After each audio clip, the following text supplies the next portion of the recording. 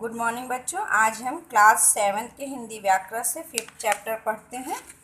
Chapter का नाम है संज्ञा के विकार, लिंग, वचन और कारक। आइए समझते हैं कि क्या होता है ये। संज्ञा एक विकारी पद है। संज्ञा शब्दों का प्रयोग करते समय इनके रूपों में लिंग, वचन और कारक के कारण विकार या परिवर्तन आ जाता है। जैसे देखिए, लड़का पुस्तक पढ़ता है, यहाँ पर हमने लिंग परिवर्तन करके वाक्य फिर पुनः लिखा है, लड़की पुस्तक पढ़ती है, तो यहाँ पर लिंग के अनुसार परिवर्तन हो गया। यहाँ देखिए, लड़का स्कूल जाता है और फिर लड़के स्कूल जाते हैं, यहाँ पर वचन के अनुसार हो गया। और इसी तरह से कारक के अनुसार परिवर्तन हुआ है। इसे देख लेते हैं। भाषा के शुद्ध प्रयोग के लिए संज्ञा के विकारक तत्वों लिंग, वचन और कारक के स्वरूपों का ज्ञान होता है। अब इसका जो पहला पार्ट है लिंग, इसके बारे में आज पढ़ेंगे। लिंग शब्द का अर्थ है चिन्ह या पहचान। शब्द के जिस रूप से बोध होता है कि वह पुरुष जाति का है अथवा स्त्री जाति का, उसे लिंग कहते हैं। हिंदी भाषा में लिंग दो प्रकार के होते हैं, पहला पुल्लिंग, दूसरा स्त्रीलिंग।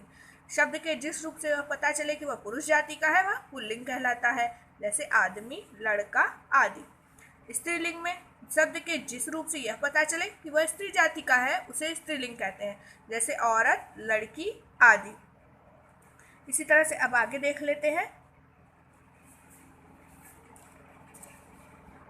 व्यक्तिवाचक संज्ञाओं के लिए लिंग की पहचान उनकी शारीरिक संरचना से की जाती है। शारीरिक संरचना से इनके पुल्लिंग होने का पता लगता है, जैसे लड़का, युवक, शेर।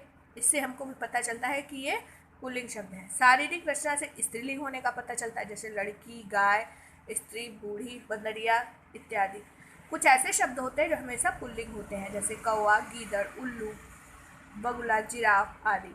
इसी तरह से कुछ ऐसे शब्द भी होते हैं जो हमेशा स्त्रीलिंग होते हैं, जैसे कोयल, गिलहरी, भेड़, चमगादड़, मक्खी आदि। कुछ पद ऐसे होते हैं यानी पोजीशन जो हमेशा पुल्लिंग में ही प्रयोग होते हैं, जैसे राजदूत, मुख्यमंत्री, प्रधानमंत्री, कुलपति, राष्ट्रपति इत्यादि। ठीक है, आगे देखेंगे।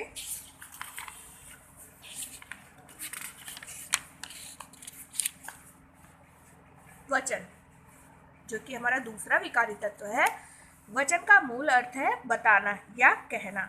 वचन व्याकरण में मूलतया संज्ञा या सर्वनाम की संख्या बताने का काम करता है। किसका काम करता है? संख्या बताने का। जैसे उपयुक्त चित्रों में कुछ चीजें संख्या में तो कुछ अनेक दिख रही हैं। यहाँ देखिए, बहुत सारी गाड़ियाँ, बहुत सारे लोग दिख रहे हैं, यहाँ केवल एक है, यहाँ दो है।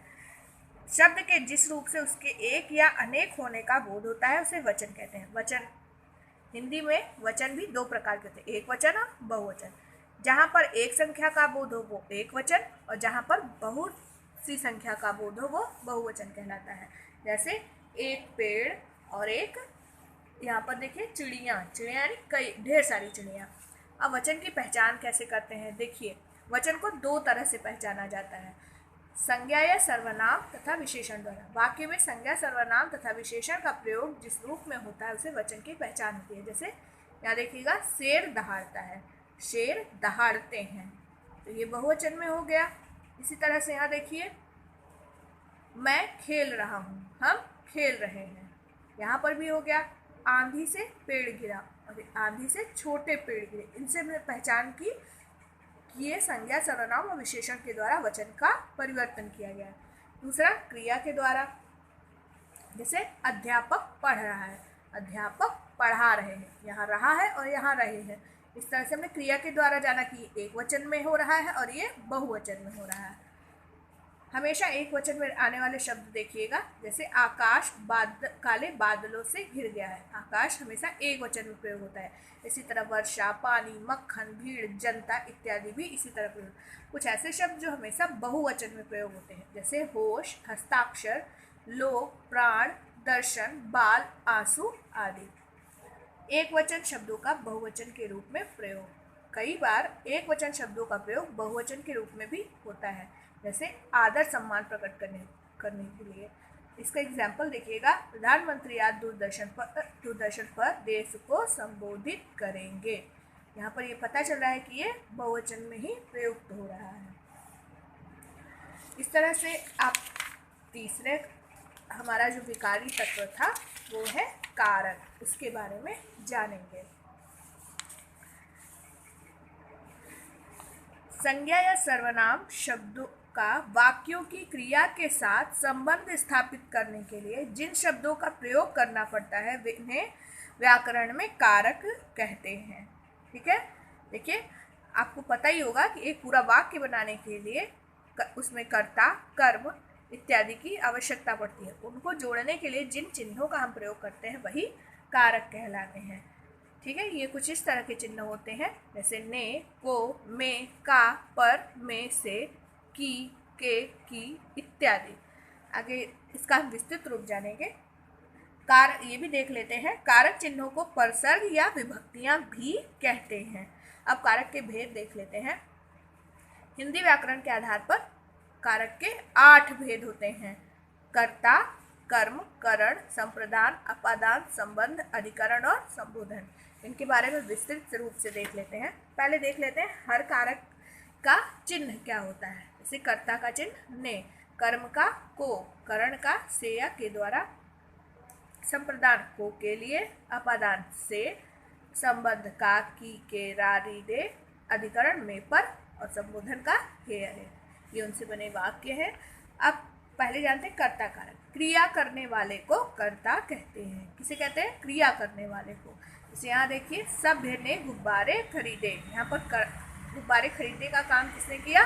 सभ्य ने। तो ये क्या हो गया? कर्ता हो गया।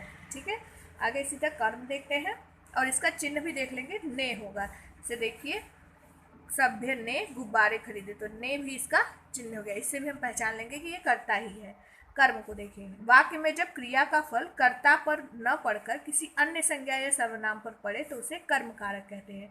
जैसे गुरु जी ने बच्चों को समझाया। यहाँ पर 2 संज्ञाएं हैं, गुरु जी और बच्चों, लेकिन इस पर क्या है? ज़्यादा बल पड़ रहा है, इसलिए ये कर्म कारक है। ठीक है, देखिए बच्चों क्या है? कर्म हो गया है और इसका चिन्ह क्या है? को। इसको देखेंगे। क्रिया से पहले क्या व किसको लगाकर देखने पर जो उत्तर मिलता है वह उसे कर्म कारक कहते हैं। कहने का ये मतलब, क्रिया समझाना है, इसके ठीक पहले आपको क्या लगाना है? क्या या किसको। तो आपको अगर जवाब मिलता है तो पता चल जाएगा कि आप इसमें कर्म क्या है। ठीक है, जैसे बच्चों, गुरु जी ने बच्चों को क्या समझाया या किसको समझाया। ठीक, अगर क्या लगाए जवाब मिला बच्चों को समझाया, तो ये कर्म कारक हो गया। इसे भी देख लेंगे। यदि किसी वाक्य में 2 कर्म आ जाए तो को विभक्ति चिन्ह का प्रयोग गौण कर्म के साथ होता है। जैसे अदिति ने सभ्य को थप्पड़ मार दिया। अंशिका ने हर्ष को संस्कृत पढ़ाया। यहाँ पर 2 काम है, एक हर्ष को और एक संस्कृत को, लेकिन लगता हमेशा पहले वाले के साथ है, जिसके साथ कर्म पर ज़्यादा प्रभाव पड़े। करण कारक। संज्ञा या सर्वनाम के जो रूप क्रिया के साधन या माध्यम होते हैं उन्हें करण कारक कहते हैं। जैसे हरीश ने तराजू से सब्जी तौली। अब यहाँ तौलना तो क्रिया हो गया। प्रश्न क्या है? किससे। तराजू क्या है? करण कारक हो गया। परसक से इसका चिन्ह हो गया। तराजू से इसने तौलने का काम किया, तो ये क्या हो गया? करण कारक हो गया। ठीक है, आगे देखते हैं। संप्रदान कारक। संज्ञा या सर्वनाम के जिस रूप से किसी को देने या किसी के लिए कुछ कार्य करने का पता चलता है उसे संप्रदान कारक कहते हैं। जैसे न्यायाधीश ने अपराधी को दंडित किया। क्या किया? दंडित किया। इसका चिन्ह क्या है? को। इसका चिन्ह क्या है? को। अब यहाँ पर देख लेंगे, अपराधी क्या है? संप्रदान हो गया और इसका चिन्ह को। ठीक है, अब यहाँ पे ये भी पढ़ लेते हैं। कर्म और कारक और संप्रदान कारक में अंतर क्या है, क्योंकि चिन्ह तो दोनों का एक है लगभग। कर्म कारक में क्रिया का फल कर्म पर पड़ता है। संप्रदान कारक में कर्ता देने का कार्य करता है। यहाँ पर देखिए, इसने देने का, अपराधी को दंड देने का काम किया था, इसलिए यहाँ पर संप्रदान कारक है। ठीक है, दोनों कारकों में का विभक्ति कारण भूल होने की संभावना बनी रहती है। ठीक है, कर्म कारक में देने का काम नहीं होता, संप्रदान कारक में होता है। यहाँ पर अपराधी ने दंड दिया था, वहाँ पर नहीं था ऐसा। कर्म कारक में किसी के लिए कार्य नहीं किया जाता, संप्रदान कारक में किया जाता है। अब अपादान कारक देखते हैं। संज्ञा के जिस रूप से अलग होने का बोध होता है वहाँ अपादान कारक होता है। जैसे पेड़ से पत्ता गिर गया, यहाँ पर देखिए पेड़ से पत्ता अलग हो गया है, तो यहाँ पर कौन सा कारक है? अपादान कारक। ठीक है, आगे देखिए करण कारक और अपादान कारक। आपको पता होगा करण कारक का भी से ही चिन्ह था, लेकिन इस से और उस से में अंतर का है क्या है? यहाँ पर क्या होगा कि सुमन धागे से कढ़ाई कर रही थी, इसलिए ये जो से है ये करण कारक है। क्योंकि यहाँ पर वह कढ़ाई करने का काम धागे से कर रही है। दूसरा क्या है? सुमन ने सुई में से धागा निकाला। यहाँ पर जो से है वो इसलिए प्रयोग किया गया है क्योंकि उसने सुई से धागे को अलग कर दिया, इसलिए ये अपादान कारक है। अब संबंध कारक देखते हैं।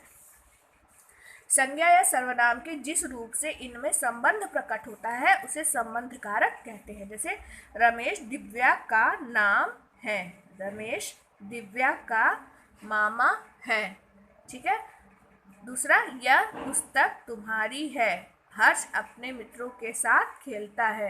यहाँ पर दिव्या का संबंध रमेश से है, पुस्तक का संबंध तुम्हारी से है और हर्ष का अपने से है, तो ये क्या हो गया? संबंध कारक। और इसका चिन्ह क्या होता है?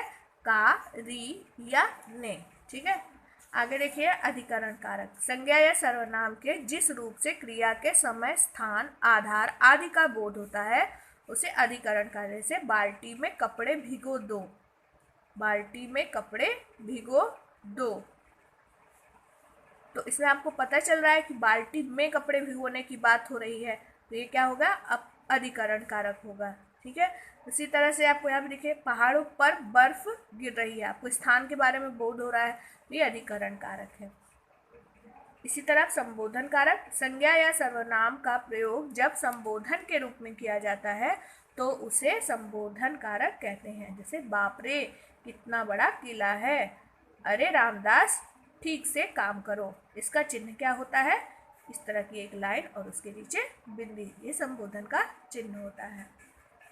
और ये सारे शब्द हे, अरे, बाप रे, ये सब संबोधन कारक शब्द कहलाते हैं। आगे और देख लेते हैं। संज्ञा का रूपांतर यानी रूप परिवर्तित होना। संज्ञा शब्दों का रूपांतर लिंग वचन कारक की दृष्टि से होता है। जैसा लिंग होगा, जैसा वचन होगा, वैसा ही संज्ञा का रूप परिवर्तित हो जाएगा। जैसे यहाँ देखिए लड़का खेल रहा है, परिवर्तित होकर क्या हो गया? लड़के खेल रहे हैं। ठीक है, इस तरह से आपको संज्ञा के आज हमने विकारी तत्वों को जाना, जो है लिंग, वचन और कारक। अब आपको क्या करना है? फिर से इसका अभ्यास करना है और पढ़ने की कोशिश करनी है। धन्यवाद।